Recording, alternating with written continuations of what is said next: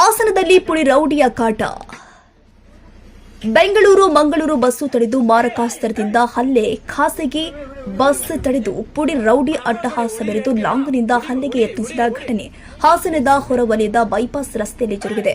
ಬುಧವಾರ ನಸುಕಿನ ಜಾವ 2 ಗಂಟೆಗೆ ಬೈಪಾಸ್ ರಸ್ತೆಯ ದೇವರಾಯಪಟ್ಟಣದ ಬಳಿ ಬೆಂಗಳೂರಿನಿಂದ ಮಂಗಳೂರಿಗೆ ಖಾಸಗಿ ಬಸ್ ಸಂಚರಿಸ್ತಾ ಇತ್ತು. ಈ ಸಂದರ್ಭದಲ್ಲಿ KA51 MV 8912 ನಂಬರಿನ ಸ್ವಿಫ್ಟ್ ಕಾರನ್ನ ಬಸ್ಸಿನ ಮುಂದೆ ಅಡ್ಡ ಹಾಕಿ ನಿಲ್ಲಿಸಿದ್ದಾನೆ. ಕಾರಿಂದ ಇಳಿದ ಬಳಿಕ ಗಲಾಟೆ ಮಾಡಿ ಬಸ್ಸಿನ ಗ್ಲಾಸ್ ಅನ್ನು ಹೊಡೆದು ಹಾಕಿದ್ದಾನೆ. ಪುಡಿ ರೌಡಿಯ ಹುಚ್ಚಾಟ ಬಸ್ಸಿನಲ್ಲಿ ಇದ್ದವರ ಮೊಬೈಲ್ನಲ್ಲಿ ಸೆರೆಯಾಗಿದೆ.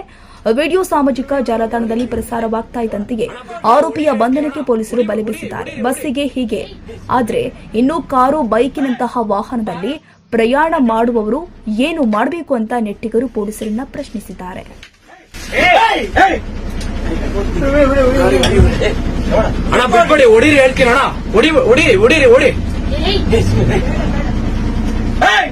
ಭಾರತ